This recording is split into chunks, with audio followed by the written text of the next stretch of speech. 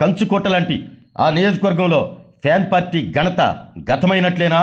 Party ఆవిర్భావం తర్వాత రెండుసార్లు ఇక్కడ తిరుగులేని విజయాన్ని సాధించిన పార్టీకి 2024 ఎన్నికల్లో హ్యాట్రిక్ ఎందుకు మిస్ అయింది? ఇప్పుడు ఇవే ప్రశ్నలకు ఎదురవుతున్న సమాధానాలతో వైసీపీ పార్టీ పరిస్థితి ఏంటి అన్న దానిపై అక్కడ నేతలకు అంతే చిక్కటం లేదు. పార్టీకి పూర్వ వైభవాన్ని తెచ్చేందుకు స్థానిక నేతలు నానా పాట్లు పడుతున్నప్పటికీ నేతలు పడుతున్న పాట్లతో పార్టీకి పూర్వ వైభవం వస్తుందా అంటే డౌటే అంటున్నారు అక్కడి క్యాడర్. ఇంతకీ ఫ్యాన్ పార్టీని అంతలా పరేషాన్ చేస్తున్న ఆ నియోజకవర్గం ఏందో, ఆ కథ ఏందో ఇప్పుడు చూద్దాం. ప్రకాశం జిల్లాలోని గిద్దలూరు నియోజకవర్గం వైసీపీ పార్టీకి ఒకప్పుడు కంచుకోట లాంటిది. వైఎస్ఆర్ కాంగ్రెస్ పార్టీ ఆవిర్భావం తర్వాత 2014-19 ఎన్నికల్లో ఇక్కడ వైసీపీ తిరుగులేని విజయాలను సొంతం చేసుకుంది. 2019 ఎన్నికల్లో అయితే వైసీపీ నుంచి పోటీ చేసిన అన్న రాంబాబు 80,000 మెజార్టీతో రికార్డు సృష్టించారు. పులివెందుల తర్వాత గిద్దలూరు నియోజకవర్గమే అప్పట్లో అత్యధిక మెజార్టీ సాధించిన నియోజకవర్గం. వరుసగా 2 సార్లు తిరుగులేని విజయాలు సాధించిన వైసీపీకి 2024 ఎన్నికల్లో గట్టి ఎదురు దెబ్బే తగిలింది. 20 సంవత్సరాల తర్వాత 2024 ఎన్నికల్లో అక్కడ టీడీపీ తన జెండా ఎగరవేసింది. ప్రస్తుతం గిద్దలూరు నియోజకవర్గంలో గతం ఎంతో ఘనమన్నట్లుగా మారింది వైసీపీ పార్టీ పరిస్థితి. 2014-19 ఎన్నికల్లో సాధించిన విజయాలతో ముచ్చటగా మూడోసారి గెలుస్తుంది అనుకుంటే ఫలితం మాత్రం రివర్స్లో రావటాన్ని ఫ్యాన్ పార్టీ క్యాడర్ నేటికి జీర్ణించుకోలేకపోతుంది.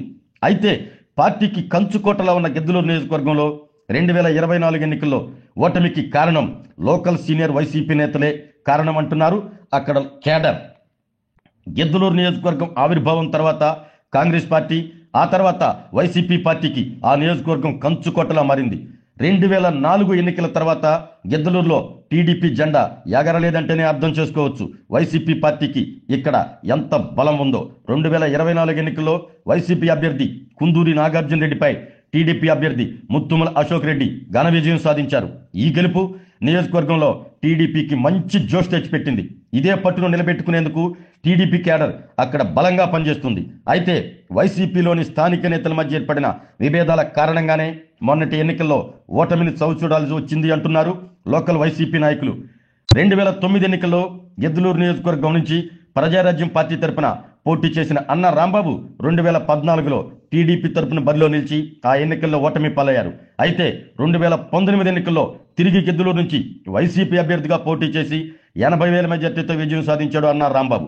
రికార్డు స్థాయి మెజార్టీ సాధించడంతో ఆ సమయంలో అన్నాకు మంత్రి పదవి వస్తుందని అందరూ భావించారు. అయితే అది ఆచరణలో మాత్రం అమలు కాలేదు. అయితే గిద్దలూరు నియోజకవర్గంలోని రెడ్డి సామాజిక వర్గం నేతలే తనకు పదవి రాకుండా అడ్డుకున్నారని అప్పట్లో బహిరంగంగానే విమర్శలు గుప్పించారు అన్నా రాంబాబు. అప్పటి నుంచి గిద్దలూరు నియోజకవర్గం వైసీపీలో అన్నా రాంబాబు వర్సెస్ స్థానిక రెడ్డి నేతలు అన్న విధంగా అక్కడ రాజకీయాలు మారిపోయాయి. రాను రాను నేతల మధ్య వర్గపోరు పీక్ స్టేజ్కి చేరుకుంది. ఈ క్రమంలోనే మొన్నటి ఎన్నికల్లో రెడ్డి వర్గం నేతలు రాంబాబుకు టికెట్ ఇవ్వకుండా అడ్డుకునేందుకు పావులు కదిపారనేది అప్పట్లో లోకల్ టాక్. రెడ్డి నేతల వ్యవహార శైలితో మనస్తాపం చెందిన అన్నా రాంబాబు ప్రత్యక్ష రాజకీయాలకు దూరంగా ఉంటాను అంటూ బాహాటంగానే ప్రకటించారు. అయితే అధిష్టానం బుజ్జగించడంతో మొన్నటి ఎన్నికల్లో వైసీపీ అధిష్టానం చెప్పిన విధంగా అన్నా రాంబాబు మార్కాపురం నుంచి బరిలో నిలిచారు. మార్కాపురంలో ఉన్న కుందూరు నాగార్జున రెడ్డికి గిద్దలూరు టికెట్ కేటాయించింది వైసీపీ అధిష్టానం. ఈ మార్పులు చేర్పులతో పాటు కూటమి సునామీతో 2 చోట్ల ఫ్యాన్ పార్టీ ఓడిపోయి రెండింటికి చెడ్డ రేవడలా మారింది వైసీపీ పార్టీ పరిస్థితి. గిద్దలూరు నియోజకవర్గంలో హ్యాట్రిక్ దక్కుతుంది అని ఆశించినప్పటికీ మొన్నటి ఓటమి స్థానిక వైసీపీ క్యాడర్ను నైరాశ్యంలో పడేలా చేసింది.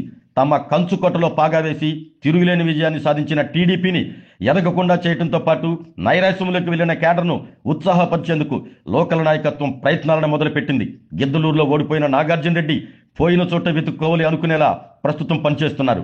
క్యాడర్తో టచ్లో ఉంటూ ఎప్పటికప్పుడు కార్యకర్తల్లో జోష్ నింపేందుకు మీటింగులు నిర్వహిస్తున్నారు.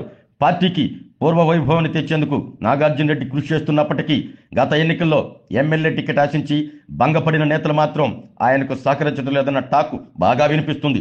దీంతో నియోజకవర్గంలో బలమైన శక్తిగా ఎదుగుతున్న టీడీపీని అడ్డుకుని గిద్దలూరులో పార్టీకి పూర్వ వైభవాన్ని తెచ్చేందుకు నేతలు చేస్తున్న కృషి ఎంతవరకు సత్ఫలితా ఇస్తున్నది మాత్రం చర్చనీయాంశంగా మారింది.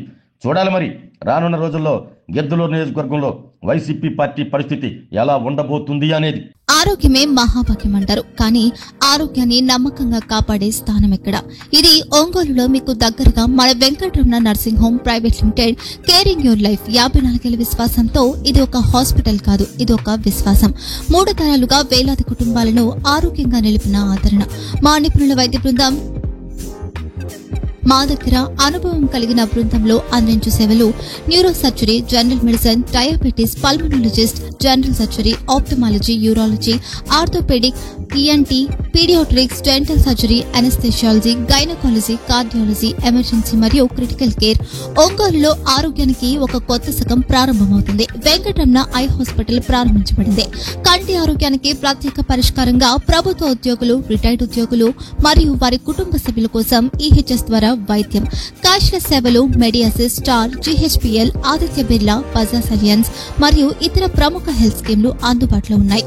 ఆరోగ్యశ్రీ, డాక్టర్ ఎన్టీఆర్ వైద్య సేవా నిధి అందుబాటులో ఉన్నాయి. చిరునామా ఆర్టీసీ బస్టాండ్ ఎదురుగా, Kurnool road, Ongole. Phone number 08592282623, cell number 9100679099. Eye hospital number 9866484770. Website www.venkatramananursinghome.com. Facebook www.facebook.com/pkrnh. Venkataramana nursing home, 3 తరాల విశ్వాసం, నూతనతతో కూడిన సేవ. మేము కేవలం చికిత్స చేయము, మేము శ్రద్ధ వహిస్తాం, పరిరక్షిస్తాం. సేవ చేయడం మాకు ధ్యేయం.